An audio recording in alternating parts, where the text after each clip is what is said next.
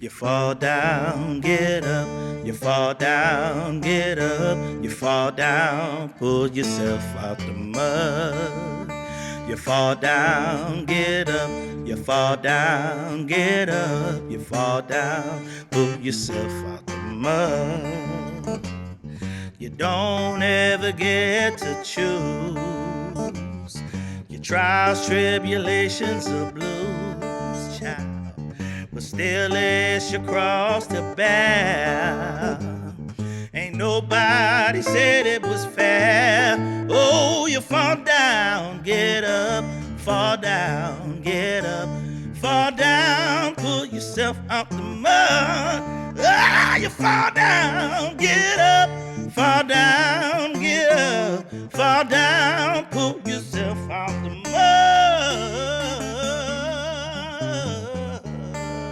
All right. Welcome to the mud. At night I can't sleep. I toss and turn, candlesticks in the dark, visions of bodies being burned. Yo! Hey. What it is, fam. Each time, baby. We up in the place. You know what it is. This is the Mud Podcast, huh? Right up here at the Skylark Lounge in East Austin, and you know how we do it. But check this out. Y'all know I'm from the Bayou City. Y'all know who I be. It's your boy Goldie Pipe, straight out of Carverdale, Houston, Texas. And guess what? My guest tonight, my homegirl. Why? Because she from H-Town, too. Throw it down. Give me some virtual dap for the one, the only, the voice of Erica. How you doing? How you doing? H-Town, represent. H-Town. What up, little sis? Hey, big bro. What's the word? Word is the good word. The good with church girl. The good all news. The time. All the time. God is good. And Sister Myrtle. I know y'all had a Sister Myrtle. No, she must have died before I was on scene. Ethel. Y'all had an Ethel. She must die. She must die too. But yeah. There was definitely Sister Davis, Sister Jones. Oh, it's always a Sister Jones. But I think, I don't know. But we ain't talking about them. We're talking about you. We're talking about me. Ain't about me.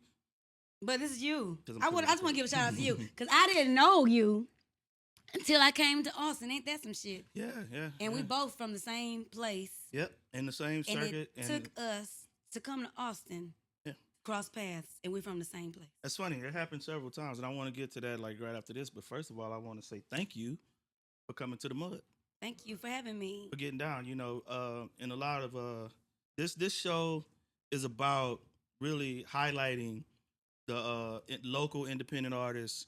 That's because Austin is a hotbed. People traveling from all over the world. They are coming here to get on these stages. It's not just South by Southwest. That's what people see from the outside, ACL and those type of things. Yeah, Blues on the Green. Those things represent, on a surface level, people that's not really digging down. Yeah. But the independent scene is all day, every damn day. Somebody's playing every somewhere, day. pumping. So, it's just like we all, like you said, we just all kind of flooded here at different times for, different reasons, which I want to touch on that as well. But, like, you a grinder, I'm like, when we first met, in the scene, it's like I saw you, just like every time I look up, you on the stage somewhere, working. Hey, sis. Hey, big bro. Like you hoarse because you always just out there working. That's one thing I could say about you is you. No, I was hoarse because I was singing wrong. Let's get it straight. I was. Too. But then I learned how to sing right. I still sing wrong. Yep. Well, but then it's crazy because certain places have different acoustics. Absolutely. And then certain times the band is like everybody's so excited about what they're doing. Yeah. That's what I love about Austin because everybody's just full of passion. It's not just, I got another gig. Like everybody's passionate about what they're doing. And then, but that goddamn passion make you be playing louder. And then I'm singing loud. I'm trying to sing. Oh, it's just too much. Yeah. So that's why y'all motherfuckers got to get your sound systems right. Right. Because we up there screaming our damn heads off. Either that, or pay us to have a sound man on fucking board. Hello, how you doing? Goodbye. Shout out to KJ. KJ, where you at? He in the back. So for real though, it's like they got to take care of us better. You know what I'm saying? I ain't gonna call out particular venues or nothing. I'm just because that's not my style. But I will say the overall culture, y'all gotta take care of your artists better. Y'all are really fucking us over with this parking. Motherfucker gotta walk 8 miles with gear and pay all these damn high ass parking fees just to come play for your shit for $100. That is true. So y'all gotta get that right. So let's go back. So yes, you used to see me and I was hoarse all the time, but now I'm not because I know how to take care of my business. No, because but you were also working. I don't give a damn how if you can sing perfect. If you sing as much as you grind, it's going. This is an organic tool. It is, and eventually it's going to. But you know what? Tired. You have told me so many things. You have helped me with a lot, imparting your wisdom on me. But I still say that you got to take care of your own instrument. I can't blame anybody else for why I'm hoarse. Oh, I can dig that. You know what I'm saying? So even if I was grinding all the time. Yeah.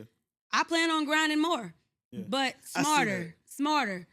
Yeah. That doesn't mean my voice has to go out just because I'm going to be grinding more. You know what I'm saying? Well, yeah, that's true. I mean, people toured it down. Like the Temptations, they back in the day when I talked to Ron, the old silent with the big mustache, him. Mm-hmm. In my mind, yeah, you know the Temptations. Well, he gave you some secrets. Well, he told me he was like 70 at the time, and he said they were still touring 10 months out of the year. So you know they have to take care of their voices. You do. If you go on touring the world, so it's like. But anyway, like I said, I really appreciate your grind. That's the one thing about you that a lot of these spoiled ass people, you know, it's a lot of spoiled people that think they're entitled, this type of thing. So I've learned. But your grind, has that always been you, or did you just pick that up when you came to Austin? That's a good ass question. That make me look deep within myself. Come on, self. Yeah. I feel like it's always been me, but Austin brought it out of me. Okay. Does that make sense? Absolutely. Like, for instance, I come from church background, so always singing, you know, choir rehearsals, but Sunday was the day. Right. But after that, even in the midst of that, I was always in school choirs. I was always doing some plays so then when I, got older, I was doing theater, stage plays, whether it was musicals. I have to take care of my voice.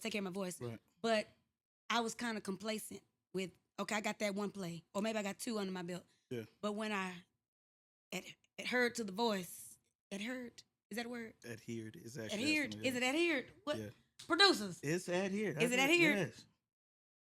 I'm going to Google it later. But when I listened. I went to white school. To the voice. I went to all types of schools. You was on the east side.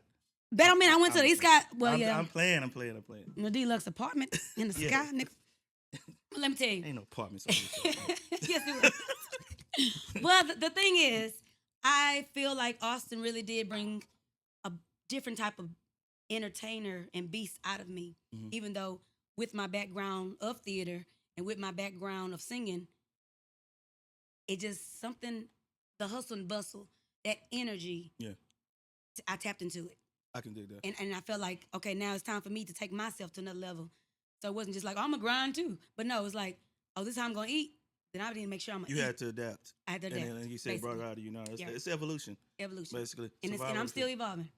Well, yeah, you got to. You got to, or, you'll get stuck and left behind. That's been a story of my life. I've always seemed to be a step behind when the game was evolving. You know what I mean? Like, and so but I learned it along the way, and I was like, okay, that's something I got to put hit the brakes on that. Isn't it funny when you finally get it, you be like, it took. Oh, that's how they're doing it. Oh, I get it, but you gotta do it like you. Fuck what they doing. Yeah, you don't know. You absolutely. You gotta do it like you. But the strategy is what you have to be forward thinking, right? And you have to listen. Yeah. Because other people out here know what the fuck they're talking about. Because there's people way less talented than us, making way more money than us, doing what we're doing. They're doing because they right. figured out the game. Right. You know what I mean? So it's like I'm like watching this football game back there. But it's like I was actually talking to a big homie yesterday about this. Like, you can be like really talented and you playing the game and you're surviving on talent alone.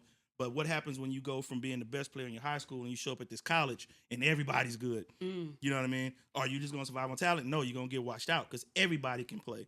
And matter of fact, half of them way better than you. So what you going to do? You better learn how to play. It's the same thing in this game.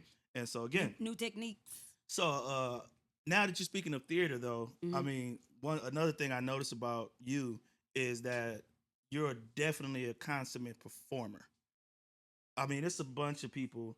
I'm saying it's a bunch of us that can sing. It's a bunch of people that can sing. Everybody can't sing, but that have talents. Right. But they're boring as fuck to watch. It's boring. Yeah. Just boring. Voice is beautiful. They could do this and that and the other, but it's like after 2 songs, okay, I heard that run. Okay, I heard your falsetto. Okay, I heard this. Now what? Because you blew your whole wide on the first couple of strokes. It's like, take your time. You know, so it's like, but you're a performer. You know what I mean in that mode. So I want to ask you. I was going to say a name, but I'm gonna hold off because you may say it. Like, what? I know what brought it out of me. What brought that performance outside of theater? Because I'm sure that had a lot to do with it as well. Theater definitely But had a lot to do. what brought that performer? I have to entertain these people. I have to be a performer as well as sing. Like what brought that out of you? Well, if we just must be real, I've always been a clown Indeed. all my life. Mm-hmm. I had to fight, but all my life I've been a clown, like for real. And I just felt like tapping more into myself, especially being in Austin, and really taking myself seriously, and still adding that element of clownishness, if you will, Mm-hmm. but doing it with sincerity. Yeah. Like taking the aspects of a lot of entertainment, if you will, Mhm. as a whole. Okay, clowns entertain. They can do so much without saying a fucking word. That's Indeed. powerful as fuck. Mimes and all. Mimes, yeah. exactly. Yeah. So not even really aware that that's what I'm doing. I'm tapping into that, and I feel like, I guess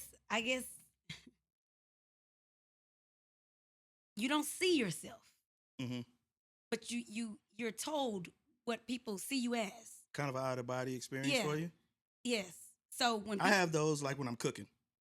Now I mean on stage, like when I'm cooking, oh yeah. when Okay, the band's locked in Oh, yeah. and I'm on it, my Mhm. voice is right, the crowd is feeling that shit, I lose it. right. Especially when that beat get to a certain point and I get to taking the motherfuckers to church. I know I ain't supposed to say motherfuckers in church back to back, but I But do. that's like. But when I get to taking them 2023. now and that drummer can, Mm. I mean, you know what I mean? Get And off you in that feel it, and motherfucker. it's like, and then you live in your body. Oh, I lose and I get it. I forget I'm 240 pounds and out of shape. And you do all types of. I seen you. Oh, I forget it. But it's that. But when Yeah. people tell you, oh, you remind me of such and such when Oh, you yeah. did that. Yeah. So that's what I've been getting a lot in Austin. Mhm. You remind me. Someone said, shout out to Jean Marie. She said, girl, you remind me of Tina Turner and James Brown had a baby. That's you. And I said, I made a post about that a Huh. couple of weeks ago, and I What? said if they had a son, it would be me. oh. I literally did. And what we say we brother and sister, so it makes sense. I literally right? said that. I didn't Yeah. know you said that. I did. I posted it on Instagram. I was like, if these two had a baby, if they had a son, it'd be me. Okay. Like literally. Well, I've been getting a lot of that. So I was going to ask you that. I mean, but you that's the name I was actually going to say is Tina Turner. But like, I didn't know that until I came here. That's what I was going to say. Like, who influenced you? Like, who did you watch to? I mean, she was one of them. She's one. Yeah. I'm sure a lot of little black girls, just like myself, watch What's Love Got to Do with It. It was like, some type of inspiration came up in you. Mhm. But I've always was that performer. Some things we just have to watch. Some things may land differently for someone else. Yeah. Not just to watch it, but then to actually get on stage. And I'm not trying to be anybody. I'm just being myself. Oh, for sure. You know, but our I'm no hater. Shout out to Beyonce, H-Town. She helped me really understand, like, damn, I can do this. Yeah. I can do this. Yeah. She had a hell of a team behind her. Oh, hell yeah. But you know, like, that's just what it is. So You ain't if shit you without- even look at her, Yeah. one of the top people she named, first person she go to, Tina Turner. Yeah. Same thing. Well, you ain't shit without team. I'm glad you said that. Team. That's one thing I would like for a lot of these up and coming artists to get. This me shit. Mm-mm. You ain't going nowhere. No. You ain't going. You a showcase artist for the rest of your damn life.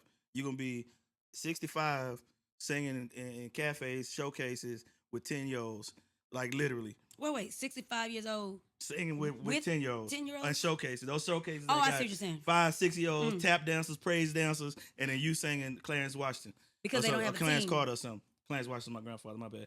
But because you don't have a team. Right. No, like this podcast right here. I always shout out my, like, it seemed kind of funny because nobody ever sees these guys on camera, but I always shout them out because this shit would have not taken off had I not had this team. Like, Right. and it came together one piece at a time, one conversation at a time. Hey, Phil, what up? It's like, hey, Phil, I got this idea. I want to do this podcast. Let's do it. Then he went and talked to the owners. Yeah, they call me Shaw. Yeah, Shaw, let's do it. So I hit up CG, and he came over here. He's coming to meet me. We talked about CG. What up? So we talked about it, and while I was waiting on him, Charlie Jones was here actually chilling at the bar, you know. And so I was talking to Charlie while CG was on the way. I was telling him what we were meeting about, and he was like, damn, I would love to be a part of that. I had the same Dope. idea. Am I lying, Charlie? See, it's just and he said, I know this guy Arius, who he's a videographer and a photographer, and I think he'll be great for that. I say hit him up. He hit him up. Arius like, yeah, he'll do it. Arius, what's up, baby? You see what I'm saying? Yeah. And so we started. We had a meeting. We sat around, and then CG said, hey man, I think we need one more audio guy. Do you know anybody that works sound? Like, yeah. So I hit up KJ. KJ, he in the back. So KJ was like, yeah, he was down. Next thing I know, we got a whole team. That's how. And this shit just started rolling. That's how. And you know what I mean? And that we deep. It's like, and it's just like, I drive my ass from Houston up to here to do this because this shit is just smoking that good. So passion. If you got a team, yeah, the right team, not just any team. The right team. No, I've had a team. Yeah. But it wasn't the right We've team. all had teams. That shit was like, I was happy. I was like, I got a team. We're going to do this and that. And then the team was, I'm like, wait, that's not right. No. And then I was just like, wasn't able to really be expressive. Yeah. And see my vision. It was my vision. That's why y'all motherfuckers here anyway. Right. So, but it all fell by the wayside because it wasn't the right team. But now I can say I have the team. Well, motherfuckers always want to take over your vision. They do. Like you have the vision. They do. And instead of supporting that vision and you know what I mean, and allowing you to still, visualize and support it, it's just like, oh well, I want to do it this, or we're gonna bring this person in. I didn't have that issue with this. And because like you said, I've had teams. Right. But now I got a team. Right. You know what I mean? And this shit manifested. Yes. Because of them. It wasn't because of me. I visualized it, but the team manifested it. Correct. Because everybody was down for the cause. Yeah. And you put it out there and sweat equity. Yes. Like, let's go fucking do this. You know what I mean? So I'm shout out to my whole team, man. Shout out to Trybal Klef. Shout out to all the boys. Because this shit here, I'm like, Erica, I got on a bus and rode the Greyhound from Houston to here, spent the night at Charlie's, and then went back home the next day, like, to get this done. Mm-hmm. So it's like, it's just that hustle, it's that grind. But you know what? A lot of us from Houston have that. So I can talk all day about that, but we on time limit, you know what I mean?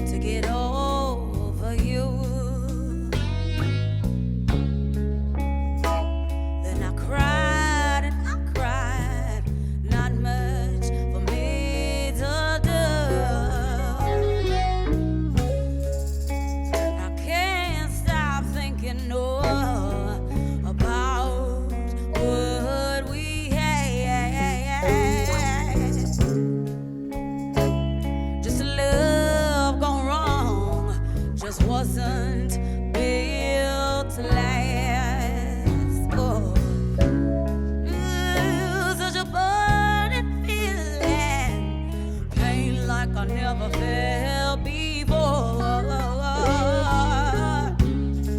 I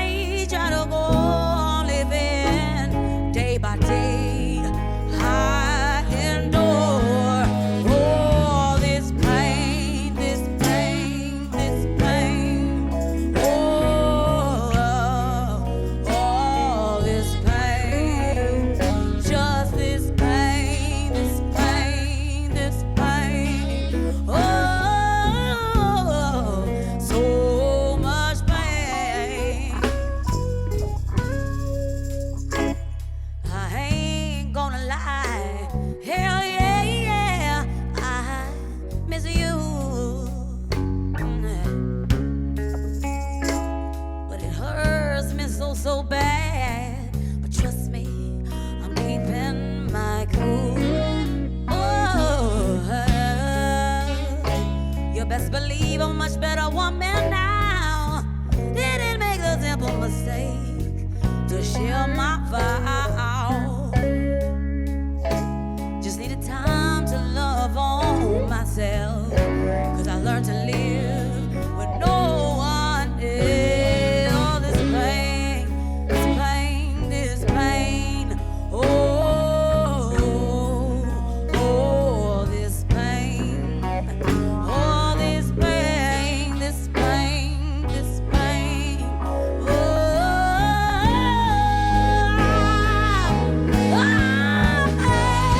this pain.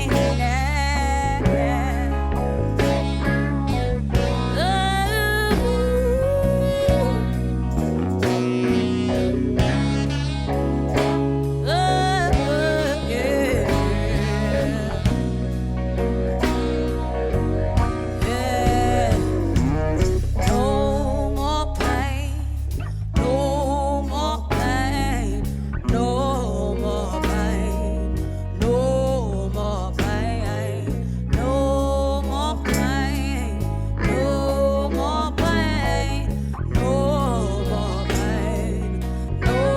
more pain, no more pain, no more pain, no more pain, no more pain,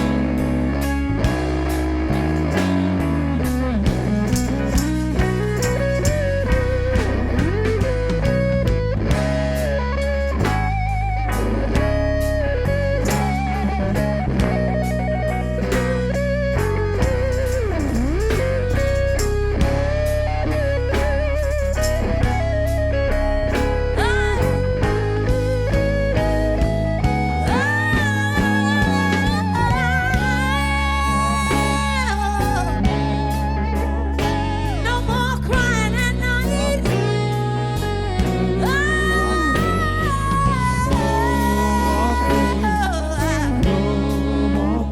No more, no more, no, no, no, no, no more.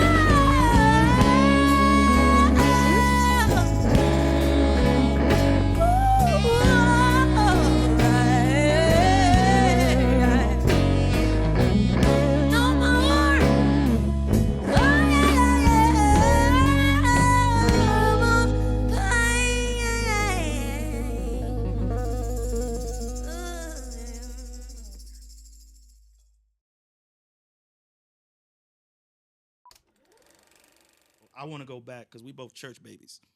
You did. You're a little bit more of a church baby than me.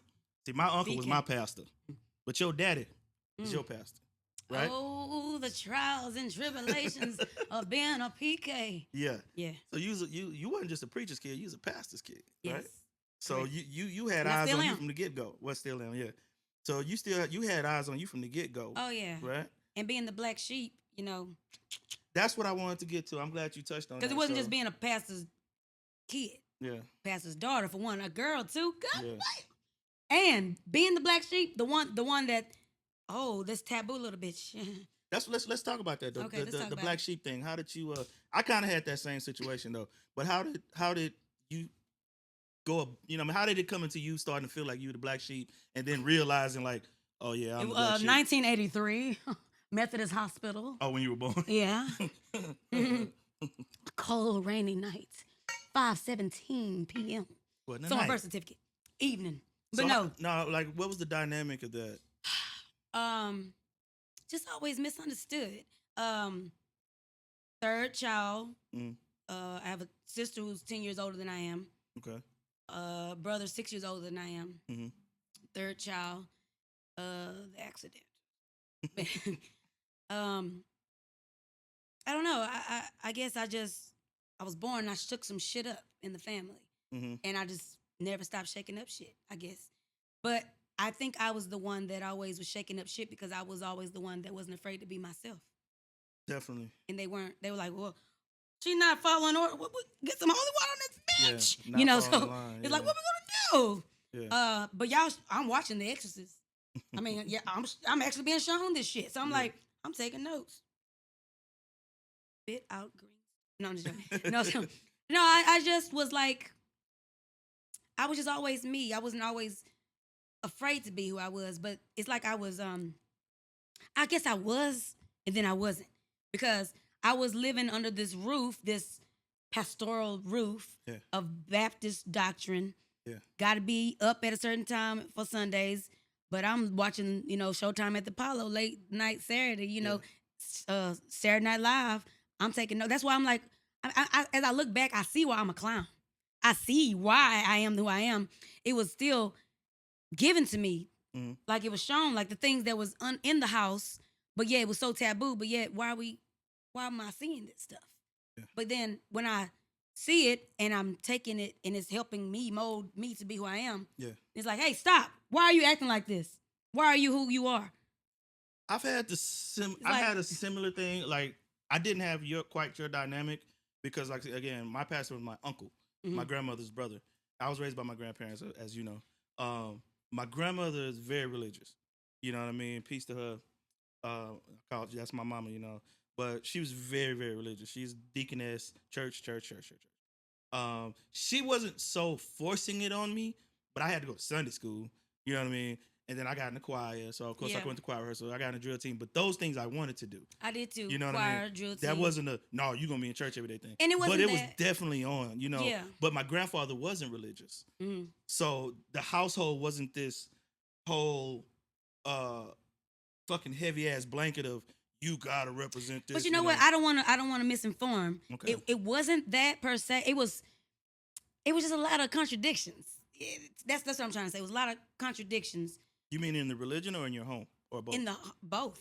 No, let's not get Because started. I can talk to religion. Oh, well, but I can talk it. Oh, I can walk it and talk it. I can talk. Anyway, all that. But my thing is, when you walk that walk. Hold up. Walk that. We getting off task now. Hold on. No, my whole family from Louisiana. Okay. I do it. Well, my thing is, I don't want to misinform. I don't want to misrepresent. Mm-hmm. I will just say this. I'm grateful for the structure. Yeah. I'm grateful for the foundation. But I was always going to be who I'm going to be if I allow myself to be who I'm going to be and allow myself to be free. And I feel like they saw that at a young age that, ooh, it's something with this one. She's a little too free-spirited. Yeah. Tame her. Yeah. Do something to tame her. Yeah. But yet I am watching certain things. Or I am, like I grew up on, my mama had a big-ass record. They had a big record player. Mm-hmm. James Brown was in there, Tina Turner, Anita Baker, like all the greats was in the record player. Yeah. I mean, there was some gospel in there somewhere. It was some somewhere. But it's just like, I just kind of, it was a magnetic force that drew me to certain things, to soul music. Yeah, I think. And I feel like once I was drawn to it and I would interpret it my way, then it was taboo. I think if that makes sense. Yeah, like I said, I could talk about this stuff all night. Because I can see you have your crystals. Every time I see you have your crystals on, you smudge in the building. Like, I do. Like, who did somebody burn sage? What if you didn't burn it? Burn some sage and some copper wood. What's that wood called? It is what's that wood called? A copper? Palo Santo. Some Palo Santo, But you've been that person. So that I have evolved from being having religious background to I'm now very spiritual. Mm-hmm. There's power in the metaphysical world, and that's what I'm about now. And I believe in that because I'm not going to just believe in because someone told me to, or I believe in what I've experienced. Yeah, and I can only share with you what I have experienced. Well, so we ignore that shit. The thing is we are natural people. Yeah, you know what I'm saying? Exactly. It's natural. I'm gonna get into some black shit right now. Every time I start talking about black shit, white folks get quiet. I'll be up We here in about to get Skylark. black right now? I'm going to get black for just a little bit. I should have put some gin in my juice. Don't y'all tone away. We gonna No, get- no, I'm getting black. Can I get some black? I mean, some gin. I'm getting black. Okay, let's get black. Listen, Let me make sure my breasts symmetrical for the blackness. Okay. black folk Represent right.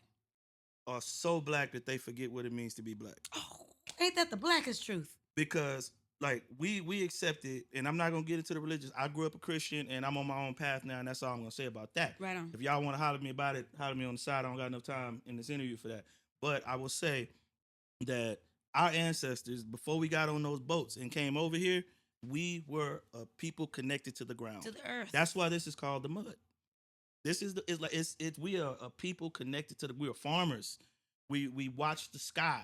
That's where these calendars came from. We watched the sky. Come on. And we mapped that shit for thousands of years.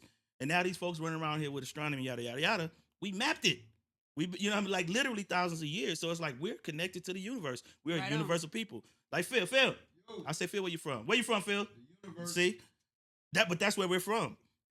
We've always seen ourselves as that, and then we got on those boats and came over here, and we've been told, okay, you're not from the universe.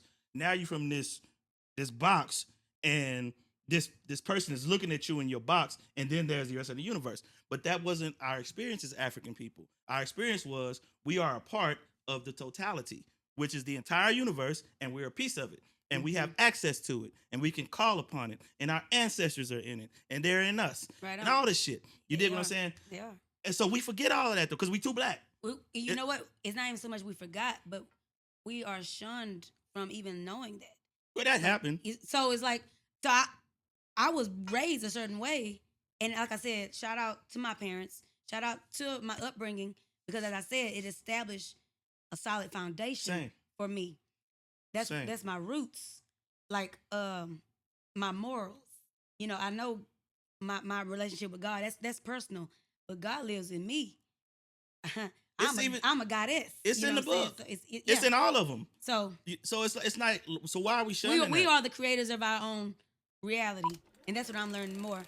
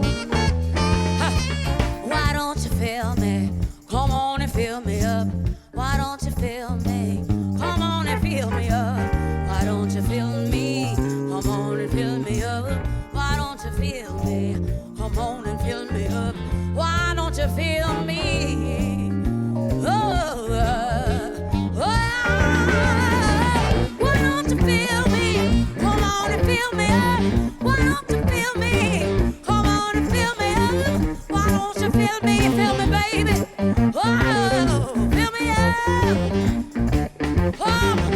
on and feel me. Come on and feel me.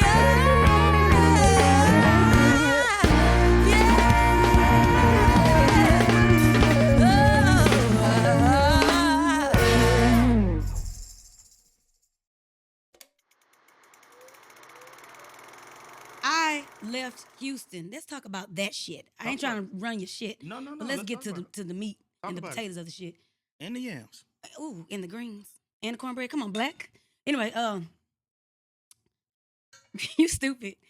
That's my brother. I left Houston because the voice, God speaks to me through me, said, you got to go to Austin. What? Kept hearing it. Mm-hmm. You got to go to Austin. What? Came to Austin. I listened to the voice. I already had certain people lined up divinely in Austin for me to live with, stay with. Shout out to I have to give a shout out to my sister Unique. I have to give a shout out to John. Johnny boy. Because I want to break down crying. If I do, I will. Goddamn, I'm just so blessed of all the great, beautiful people that are in my life. I get to live my dreams. Shout out to my real sister that watches my daughter. Because I get to show my daughter that listening to God, the voice within me, and knowing that I can create my own reality and believe in myself enough to meet people like you that believe in yourself. And everybody's believing in their dreams. And we're just flowing on the same frequency, and we found each other, and we helping each other grow and help each other evolve. And we're all creating our own realities because we believe in ourselves. It's powerful. That's God energy. Absolutely. That's divine. Absolutely. And I'm just so grateful, that I can do that and show my daughter that you don't have to work a 9 to 5 and kill yourself. You got to do what you got to do in life. I get it. But I stepped out on a tremendous wedge of faith, and I'm doing it. And I believe in myself. And I'm going to show her that if you just believe and just be fearless with the shit, that you can do anything. I've only been here for a year and some change. Yeah. And so much has happened in my life and in my music career. And like I said, I got the right team behind me. And I'm so grateful. Shout out to Amir, because it is because of Amir that I came last year. And he saw me. He said, I know you. You're the voice of Erica. You're Facebook famous. I said, boy, hush. He said, no. I was at a jam session. He said, you don't have to stand in line. You're going to get up here and you're going to do your thing. And then after I did my little thing, he said, this is what he said. He said, something's telling me, his voice, God within him, something's telling me to create a band for you. And if I create a band for you, you could do this full time. You know that, right? I was like, what? You know, Amir's the one that pushed me to do it. Come on. Actually, Amir and Charlie Jones. What? Yeah, Charlie over there. Everybody's in our lives, they are divinely assembled. And we must stay divinely guided. And we cannot get off task. We are on to something grand. And let me tell y'all something. We keep working together and pushing each other and helping each other. We're going to look back and say, damn, y'all remember when we did this? Because this is only the seeds. When you plant seeds, you don't just be like, well, goddamn, where the tree at? No, motherfucker, you gotta wait. You gotta water that shit. You gotta make sure it gets the right amount of sunlight and everything. And it's going to grow the way it's supposed to. That's those universal principles. That's our Exactly. ancestors speaking through us. Yes, it is. Like, I still, I got to do this before I get out of here. The whole voice of Erica thing, when you first said that to me, like, I am the voice of Erica. I was like, you used the pimp name slip back. That came to me. A Tribe Called Quest, that came to me. Like, oh, you're Tribe, you Q-Tip? What are we doing here? So it's like, but I'm telling you, little sis, like I said, I'm very proud of you and everything that you've accomplished since you've been out here. We really started in the scene close to the same time. I think I started maybe a little bit before you because I was already living here, but I moved here for the same reason. Right. So it's like, and years before, I just wasn't doing shit. I couldn't find my way. And like post-COVID, I started hitting up the jams at friends and, same way. And met Amir and met Charlie. And same little path. Same shit. So, I'm proud of you. Keep working, keep grinding. keep pushing. I see what you're doing. You know, you got a lot of things going. You got some good people on your side, and the way that you work, the way that you push your passion. Like I'm gonna be honest with y'all. We got to get out of here, but I have to say this. I've lost a lot of my passion for this as far as performing because I've been on stage since I was 10, and I've been up and I've been down, and I've had record deals, and it feels it's like I've gotten jaded with the whole thing, and you know. But like I said, when I'm on stage and it locks in, it comes back out of me. Yeah. But I'm the guy that shows up like I don't feel like doing this shit tonight. No. It starts feeling like work, but then we have our conversations, and I see you, and like you're extremely passionate. I say this girl just love to sing, like you just love this shit. I do. Like love it, and you know what? But you inspire people to do that. You rekindle certain things in me. So you know what, man? Let me get up here and do it because I feed my family with that. That's my prayer. I literally can go like shout out to Mac.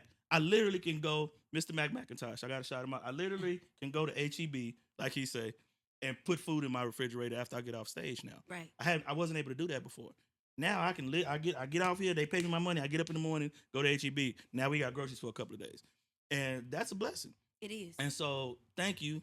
You know what I mean, for putting that energy out there for all of us, all these up and comers. Because, you know, it's a lot of little youngsters coming up behind us out here, too. It is. That we've been, you know, inspiring. So, you know, keep doing your thing. Thank you. Before we get out of here, tell the people where they can find you, what you got coming up, your music, your original. I know you're working on some originals. I am working Let on them some know originals. about that, you know, before we get up out of here. You can find me at The Voice of Erica on all social media platforms. ERICA, America without the M. My mom wasn't creative. So The Voice of Erica.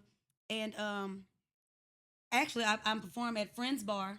Shout out to Friends Bar on 6th Street, 208 East 6, every single Sunday, 6:30 to 9:30. That's where I am. That's my residency. I'm working on a residency for Skylark. We're going to see for 2024. Going to be some things. Tinkling, cling, cling. But, you know, big shout out to all those who believe in me. Big shout out to all those who I do inspire. Because it's the law of reciprocity and it keeps on going. Shout out to the Good Vibrations Band. I named my band the Good Vibrations Band because that's all I want to do. By the sound of my voice, the sound of our instruments, that we just give you nothing but good vibrations because we're all energy and we're vibrations. And once you feel that, it may be contagious and it heals you instantaneously. You know, and big shout out to my daughter, my top inspiration and motivation for doing what I'm doing because my greatest inspiration. You're so stupid. I can't hit it right now.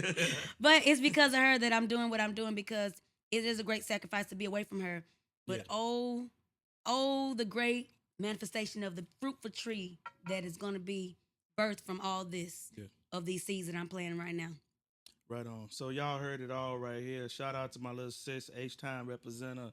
We up in here, man. We came from Houston. We came to Austin, and we made a lot of waves. Right we planted a lot of seeds, and now we harvesting that shit. Yes. So we up in here. Do me a favor before we get up out here. Look at the people. Tell your neighbor. Yeah. Say, let's get muddy. Let's get. Dig it. The Voice of Erica. Y'all go check her out online. She got some music coming out. It's very coming soon. up. I'm in the lab right now working with some great producers. You should just be hold on to your panties. Go get that shit. And we out to the bitch. Mud.